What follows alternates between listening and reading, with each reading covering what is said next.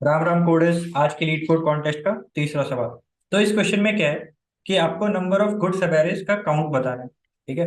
अब गुड सब एरेज क्या है? एक ऐसा सब एरे जिसमें एटलीस्ट के पेयर ऑफ इंडेक्स हैं, जिसमें कि वो दोनों जो भी इंडेक्स पे वैल्यूज हैं वो दोनों आपस में सेम होने चाहिए। आई होप कि क्वेश्चन पढ़ने में तो कोई भी दिक्कत आपको नहीं आया हो। अब एक बार देखते हैं कि इस क्वेश्चन को हम लोग सॉल्व कैसे करेंगे। जैसे सेकंड वाला एग्जांपल लेते हैं। 3 1 4 3 2 2 4। ठीक है। तो एक मैं वेरिएबल ले लेता हूँ कि नंबर ऑफ पेयर्स अभी तक मेरे कितने हैं। ठीक है, नंबर ऑफ पेयर्स मेरे अभी तक कितने हैं। तो इनिशियली मेरे पास एक भी पेयर नहीं है। ठीक है। यहाँ पर मैं सबसे पहले 3 पे आया, तो 3 तक मेरे पास एक भी पेयर नहीं है, तो यहाँ पर मैं 0 कर लेता हूँ। पर अभी मेरे पास एक बार 3 आ चुका है, तो मैं क्या कर लूंगा, 3 को स्टोर कर लूंगा। अगर मेरे पास फिर से कभी 3 आएगा तो मैं क्या करूंगा कि चेक कर लूंगा कि हाँ पेयर बना रहा है क्या। तो अभी के लिए तो सबसे पहले मेरे पास कुछ भी वैल्यू नहीं है, तो मेरे पास एक भी पेयर नहीं है। एक 3 आया है, तो उसका फ्रीक्वेंसी मैंने स्टोर कर लिया। आगे बढ़े, 1 पे गए। 1 पे भी अगेन मेरे पास 1 पहली बार आ रहा है, तो अभी तक जितने भी पेयर थे उतने ही मेंटेन रहने वाले हैं। तो अभी तक तो 0 पेयर थे, वही मेंटेन रहने वाले हैं। और 1 को मैं रजिस्टर कर लेता हूँ अपने मैप में। ठीक है। फर्दर आगे बढ़ते हैं। 4 4 भी पहली बार आ रहा है, तो अभी तक जितने भी पेयर बने हुए थे हमारे उतने ही मेंटेन रहने वाले हैं। तो अभी तक 0 पेयर बने हुए थे, तो वही मेंटेन रहने वाले हैं। और 4 हो गया मेरा मैप में रजिस्टर। फर्दर आगे बढ़ते हैं। आया मेरा 3। ठीक है। तो 3 आया, और ये 3 पहले से आ चुका है मेरा, तो इसका मतलब क्या हो गया कि it will affect the number of pairs. तो 3 पहले से एक बार था, अभी एक बार और आ गया, ये टोटल 2 टाइम्स हो चुका है। तो ये टोटल 2 टाइम्स है, तो कितने बार कितना पेयर ऐड करेगा। ठीक है, तो 2 बार 3 आ रहा है, तो एक पेयर ऐड होगा। तो यहाँ पर से मैं नंबर ऑफ पेयर्स जो भी थे मेरे, वो पहले से एक इंक्रीमेंट कर दूंगा। तो यहाँ पर नंबर ऑफ पेयर्स हो गया अभी मेरे पास 1। आगे बढ़ते हैं। 2 आया, तो 2 भी तो पहली बार आ रहा है, तो जितने भी पेयर्स पहले से चले आ रहे थे उतने ही मेंटेन रहने वाले हैं। तो 2 आया, पहले तो इसको रजिस्टर कर लो, और जितने भी पेयर्स पहले से मेंटेन होके आ रहे थे उतने ही रहने वाले हैं। तो ये हो गया 1। फर्दर मुझे फिर से 2 मिला। 2 मिला, और 2 ऑलरेडी आ चुका है, तो 2 का फ्रीक्वेंसी एक मैं और बढ़ा दे रहा हूँ। अब 2 2 बार आ चुका है, तो इसका मतलब क्या हो गया कि ये पेयर एक पेयर कंट्रीब्यूट करेगा। तो टोटल पेयर मेरे पास कितने हो जाएंगे, पहले से जितने पेयर चलते आ रहा था उसमें +1। ठीक है, +1, तो ये हो जाएगा 2। और ये हो गया आपका 2। अब मेरे के का वैल्यू यहाँ पर 2 दिया हुआ है, कि मतलब एटलीस्ट मेरे पास 2 पेयर्स तो होने चाहिए। अब यहाँ पर मुझे 2 पेयर्स मिल चुके हैं, तो अगर मैं यहाँ से स्टार्ट करके यहाँ तक जा रहा हूँ तो मुझे 2 पेयर्स मिल चुके हैं।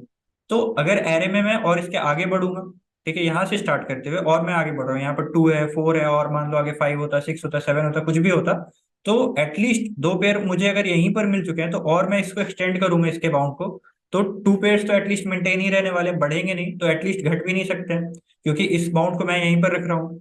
तो यहाँ पर टोटल मेरे कितने सब एरेज हो गए, तो एक तो सब एरे हो गया ये आपका, और एक सब एरे हो गया 3 1 4 3 2 2 4 वाला। ठीक है, इसमें जब एक तो ये वाला, और एक जब मैंने इसको एक्सटेंड किया तो ये वाला। ठीक है। तो आंसर में मेरा जो भी था उसमें आ गया 2, क्योंकि एक ये वाला सब एरे हो गया, और एक आगे वाला जो सब एरे हो गया जिसमें और मैं एक्सटेंड कर रहा हूँ। और मान लो 5 होता, तो टोटल एक और सब एरे ऐड हो जाता। ठीक है। तो अभी 5 है नहीं फॉर नाउ, तो यहाँ पर मेरा आंसर 2 हो गया।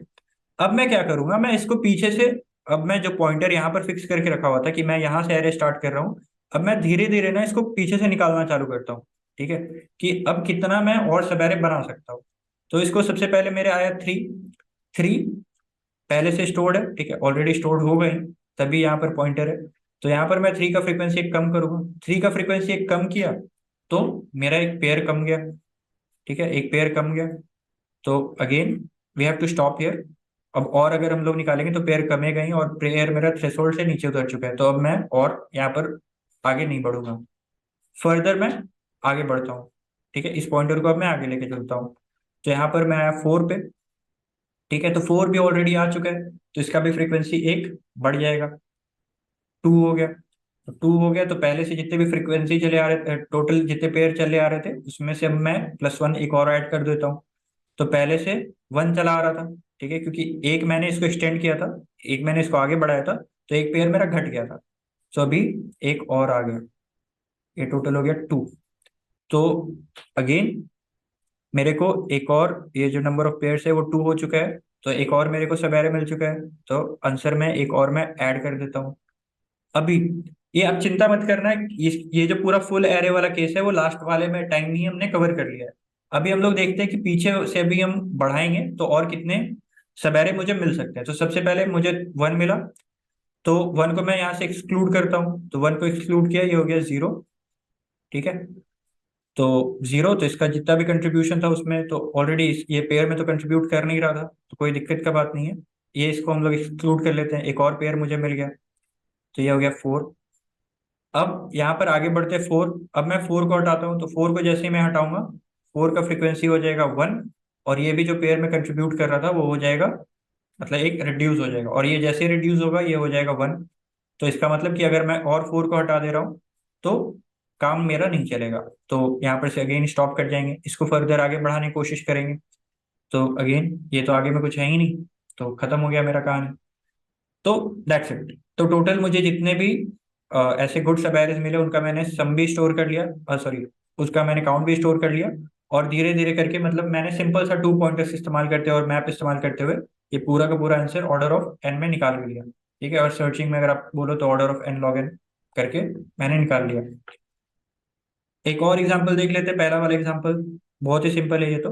1 1 1 1 1, और यहाँ पर मुझे के का वैल्यू दिया हुआ 10। तो सबसे पहले मुझे 1 मिला। अभी तक मेरे पास इनिशियली 0 पेयर्स है, ये मेंटेन रहने वाला है क्योंकि ये पहला ही वैल्यू है। पर मैं 1 को यहाँ पर रजिस्टर कर लेता हूँ। फर्दर आगे बढ़े, यहाँ पर मुझे अगेन 1 मिला, तो 1 का फ्रीक्वेंसी मैं बढ़ा देता हूँ क्योंकि 1 पहले से मिल चुका है। और पेयर में कंट्रीब्यूशन क्या आ जाएगा इसका, 1। ठीक है, ठीक है, फर्दर यहाँ पर तक मेरे पास एक पेयर है। फर्दर आगे बढ़े तो यहाँ पर मुझे एक और 1 मिला, तो 1 का फ्रीक्वेंसी अगेन हो गया 3। तो ये कितने पेयर कंट्रीब्यूट करने वाला है, K-1। ठीक है, इसका जितना भी फ्रीक्वेंसी है, फ्रीक्वेंसी -1 और पेयर ये कंट्रीब्यूट करेगा इसके एडिशन होने से। 2 होने से कितना इसने ऐड कंट्रीब्यूट किया था, 1।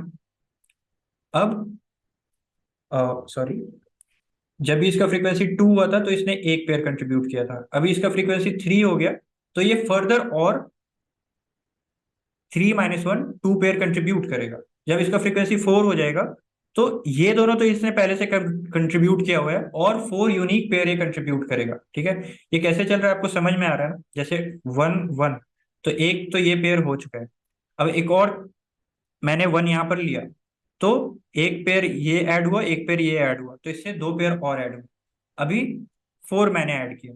ठीक है, तो इतने ये सारे पेयर तो हैं ही, पहले से 3 पेयर तो हैं ही।